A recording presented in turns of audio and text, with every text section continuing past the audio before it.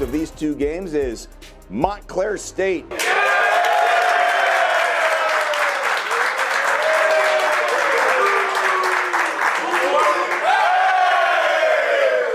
Regular season champions of the NJAC and tournament title thanks to an overtime win over Ramapo. Wow, what an amazing couple of weeks we've had. The men's and women's basketball teams both sweep the New Jersey Athletic Conference and now are en route to the NCAA Tournament. My name's Thomas Gaffney Jr. alongside Tim Glassel, and we got a jam-packed Inside the Nest for you guys today. My goodness, what a huge win for the Red Hawks. Montclair State avenged their 2 losses against Ramapo and made a huge statement going into this tournament. It's always a pleasure to be alongside you, Thomas, and I can't wait to get into the show. Let's get right to the NCAA bracket.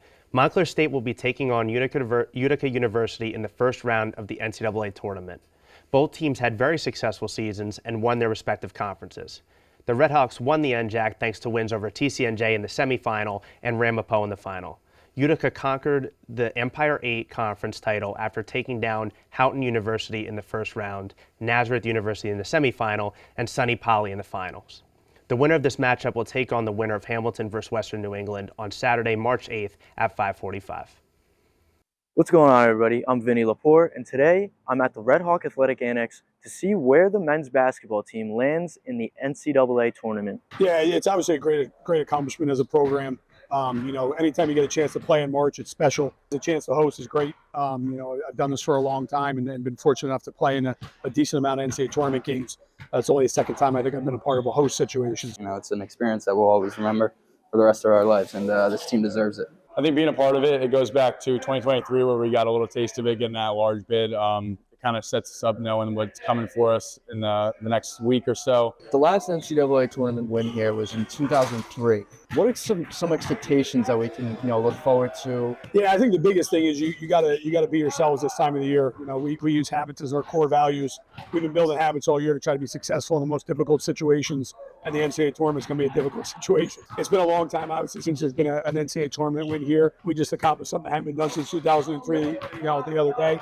We've been preparing like it's the championship every single time, so I think that was the big part about going to the NJAC final. Most importantly, be ourselves when it comes to the end of it. What does it mean to represent Montclair State in a big tournament like this? Yeah, it's special. When you listen to the selection show, there's 410 teams or something. There's only 64 still playing. So you've kind of put yourself in a situation that a lot of people would obviously trade for.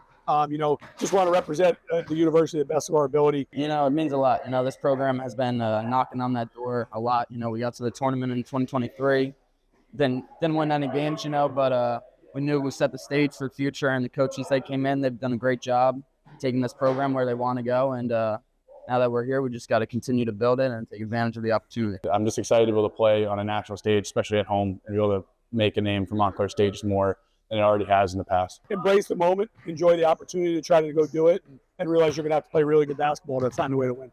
Moving on from what's ahead, let's take a step back and look at the game that locked them in the NCAA tournament and took home their first NJAC title since 2003. Vincent Picone was on the sideline for the game.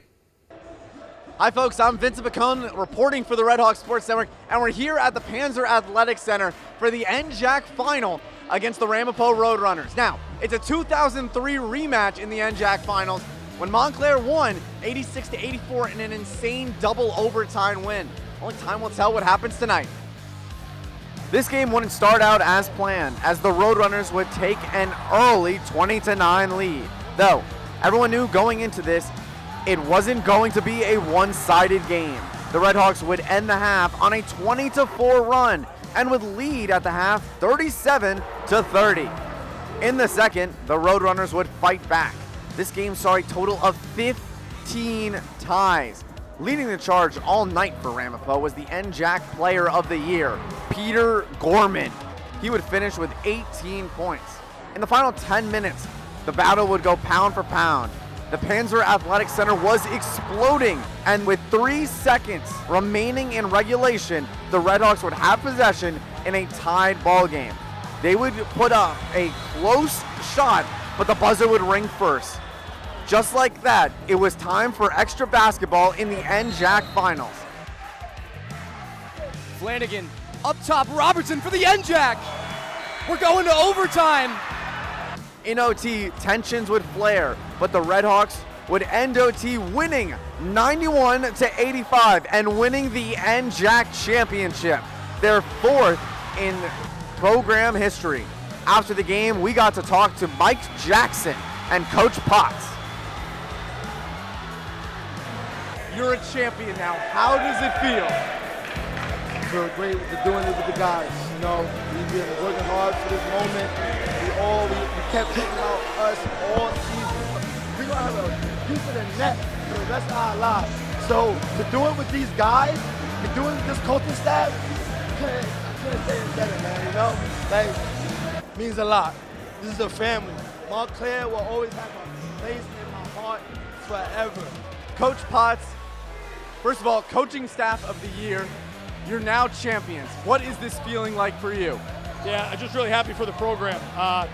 22 years is a long time. There was a ton of alums in the building tonight, which was awesome to see.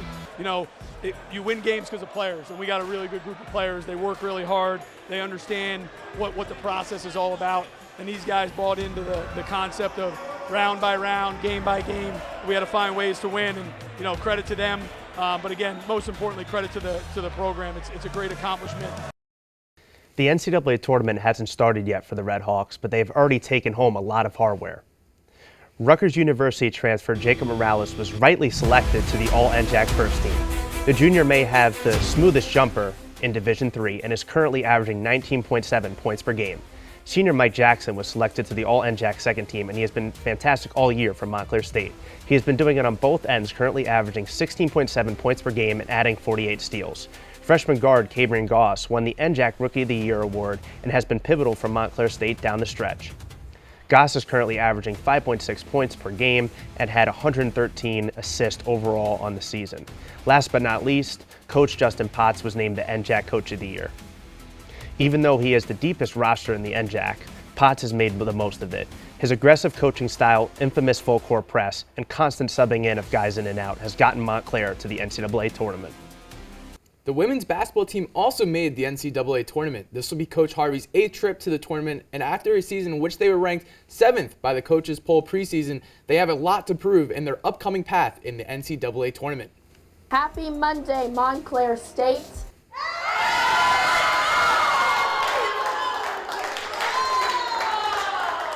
This season marks the greatest turnaround in program history after only 9 wins last year. That's right. The team will have to go down to the nation's capital, Washington, D.C. to play Christopher Newport. Christopher Newport comes into the tournament 26-1 and on a 19-game winning streak. They recently just won the Coast to Coast Conference for the 6th straight time. The Redhawks and Christopher Newport have only played twice ever. One time in 1997, the Redhawks lost 70-68. The most recent loss was in the 2012-2013 season, where the Redhawks were going into the NCAA tournament 27-0. They swept through the first 2 rounds before meeting Christopher Newport in the sectional round, which unfortunately would end their historic season. They would lose 83-70. Now the Redhawks have some vengeance to get back against the great Christopher Newport program. I'm Wyatt Lardieri, and I'm here in the Athletic Annex, where in just a few moments this room is going to fill up with the Montclair State women's basketball team. The team eagerly awaits to learn who they'll be playing in this year's version of the March Madness bracket. The Redhawks punched their ticket after defeating TCNJ in the championship round, and soon will add their name to the list behind me. Happy Monday, Montclair State.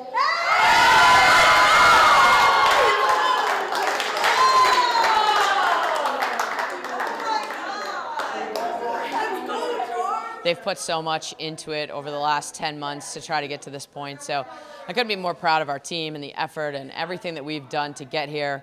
Winning the NJAC championship was, something that we knew we could accomplish, and we've done that. And now the NCAA tournament is just, it's just kind of gravy. Yeah, I mean, it's a great opportunity. I've been waiting for 4 years to win a championship and get to the tournament, so it's a big honor, and I'm excited to compete. In my freshman year, we lost in the quarterfinals at the buzzer, and we haven't been in the playoffs since then. So the wait was definitely worth it, and I'm excited.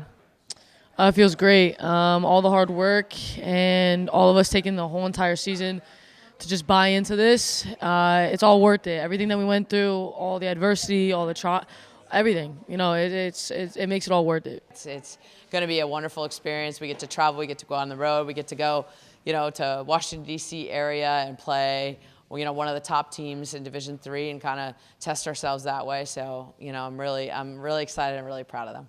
To get out of the weekend might be really tough for us, but, I think you just never know. That's why you play the games, right? It's March. Anything can happen. Well, there you have it.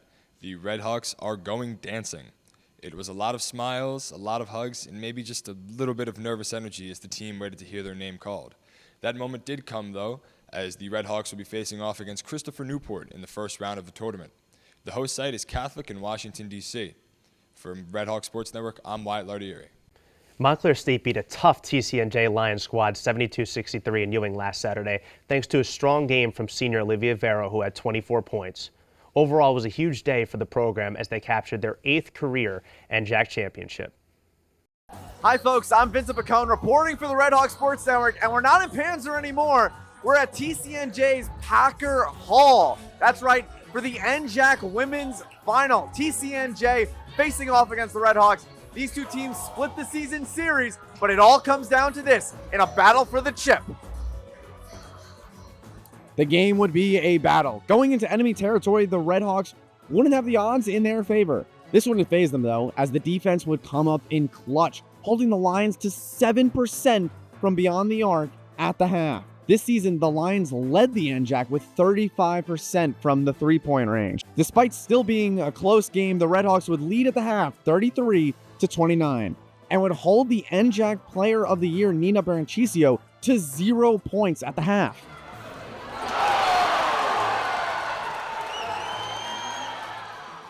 In the second half, Montclair would continue to shine.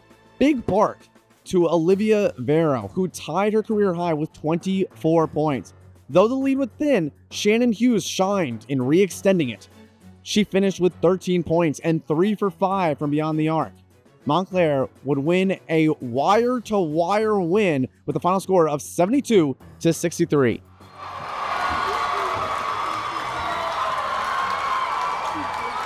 We got to talk to Coach Harvey after the game. We're here now with Coach Harvey. Coach, so many emotions going through right now. What does this win mean to you? We worked so hard for this. We've been saying, we worked for 11 months. We had to change our culture. We had to bring new players in. We had to put a new scheme in. And we had to really get them to communicate and love each other and understand what that looks like on and off the court. And they put so much work in, and I'm so proud of them. I wanted this for them so badly. They deserved it. They earned it. It's the most amazing group of kids, young women that I've coached in a really long time, and I'm just beyond happy. All right, guys, we're now here with Sophie Benaventine. Sophie, champions, Montclair State champions, first season here. What does this mean to you? It means everything. I came in this season. I told our coach, I said, we're winning at NJAC this season. I don't care. This is what I want to do for my 5th year. I want to get the program back where I saw it before, and everyone bought in. Everyone bought in. And here we are. We won it. We won this. Let's go! All right, guys, we're here with Olivia Vero. Olivia, first of all, you got the net around your neck. You're holding the plaque. Oh, yeah! How does this feel? I mean, it feels amazing. I literally was in tears when the buzzer sounded off.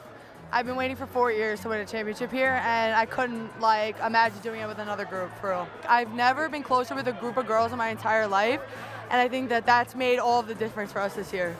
We took pride in being the dark horse. We came into every game with a chip on our shoulder, and we won the NJAC. I'm sorry. Excuse my language, but we won the NJAC. Montclair is champions for the first time since 2018 when assistant coach Katie Sire was on the team, and now they guarantee a spot in the NCAA tournaments. Signing off from TCNJ, I'm Vincent Pacone. Montclair State's women's basketball was overlooked going into the 2024-2025 season, being ranked 7th in the NJAC preseason poll. They proved all their haters wrong, accumulating 4 awards. The Boston University graduate transfer Sophie Benaventine made her mark this season. She led the NJAC in assists with 146 and had the best assist-to-turnover ratio with 1.9. She also was a defensive anchor on this team and was a no-brainer for the first team. Alyssa Craigwell, the NJAC Rookie of the Year, also made the All-NJAC first team. She made an insane impact on the offensive side of the ball. She She leads the team in points, field goals, and steals. She accumulated a crazy 7 NJAC Rookie of the Weeks. She absolutely does not play like a freshman and is going to have a great 3 more years here at MSU. The senior Olivia Vero gets an all-NJAC nod on the second team. She led the team in rebounds with 218 and 37 blocks. She ends her great Red Hawk career with an NJAC championship and her best year yet, averaging 13.4 points per game and being the glue to this Red Hawk squad. Coach Harvey and the coaching staff brought this team together to bring Harvey her 7th NJAC championship. Alongside Courtney Cunningham, Katie Sire, Zach Amoretti, Dawn Cerrone, and Anthony Bland, and after a 9-win season last year, they built a resilient roster that is now dancing to the NCAA tournament.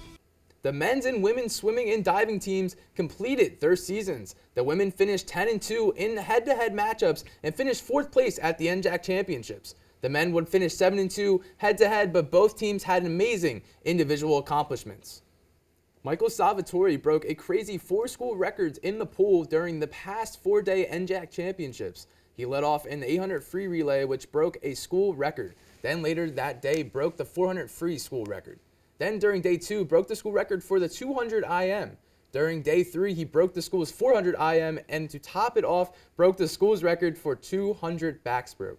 Salvatore would earn a B cut time in the 400 IM and qualify for the NCAA championship meet. On the women's side, Rourke Peralta would completely destroy day 2 of the NJAC championships. In the 200 free relays, she would break the school's 50 free time and then later that day break her own record once again in the 50 free.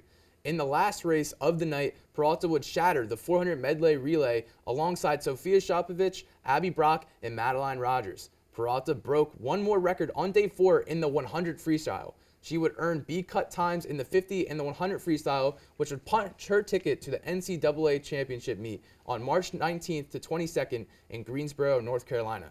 Here's Tim now with Rourke.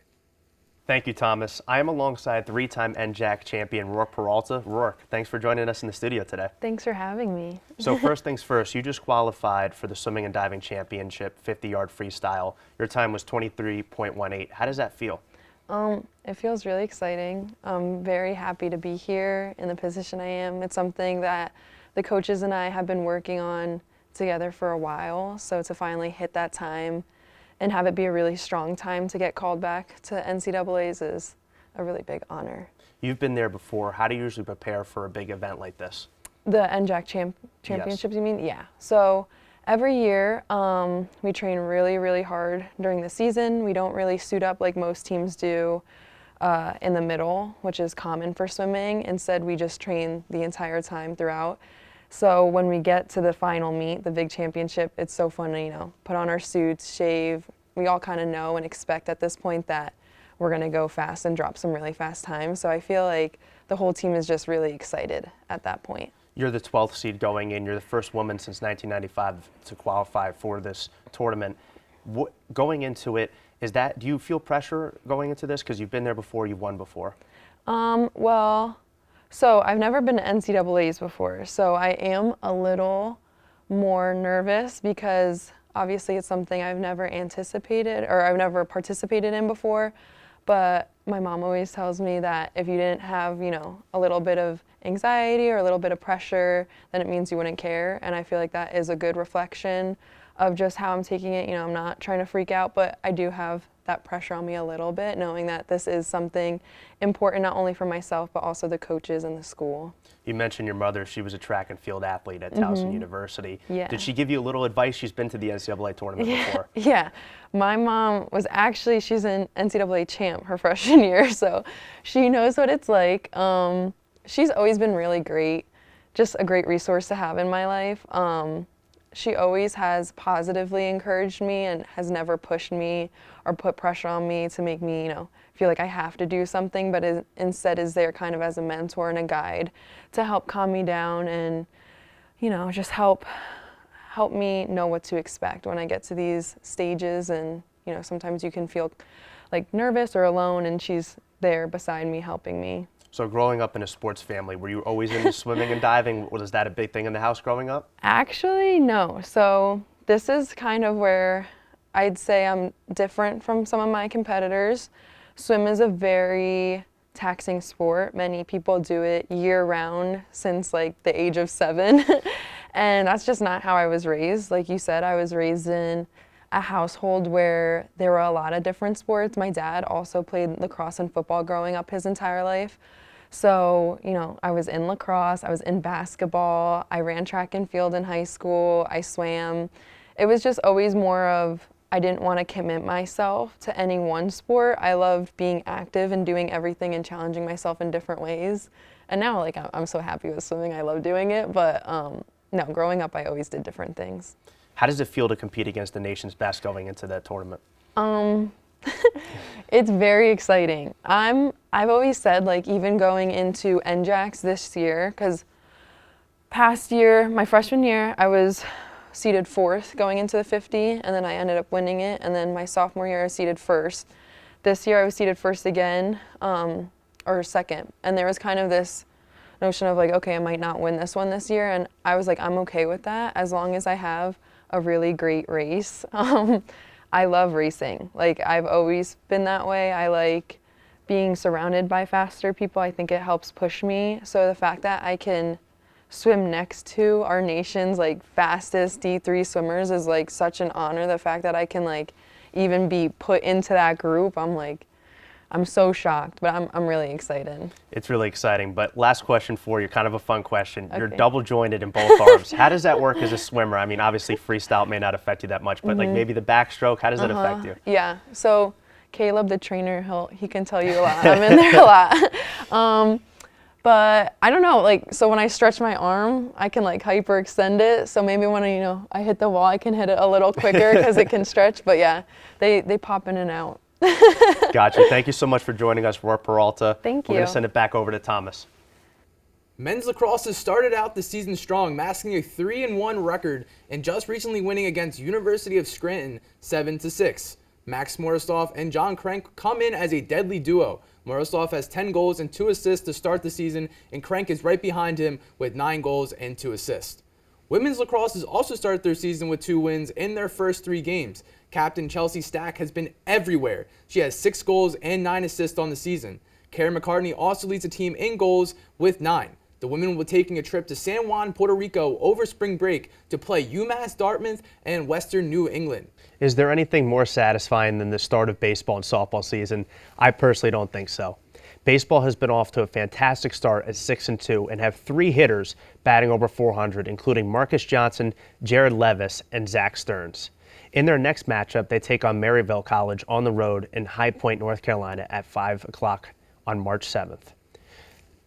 The softball team is currently playing a doubleheader against Drew University to start the season. The preseason NJAC polls have them at the middle of the pack at 6. Catcher Katie Brunner is looking to make a big impact after an incredible sophomore season that included a .330 batting average, 2 home runs, and 16 RBIs. That's going to wrap another episode of Inside the Nest. If you want to check us out on Instagram, our handle is @RedHawkSN. We cannot wait to cover the upcoming spring season, and don't forget to check out our huge BMO broadcast on April 5th for the men's and women's lacrosse doubleheader. My name is Thomas Gaffney Jr. alongside Tim Glassell. Have a good day, everyone.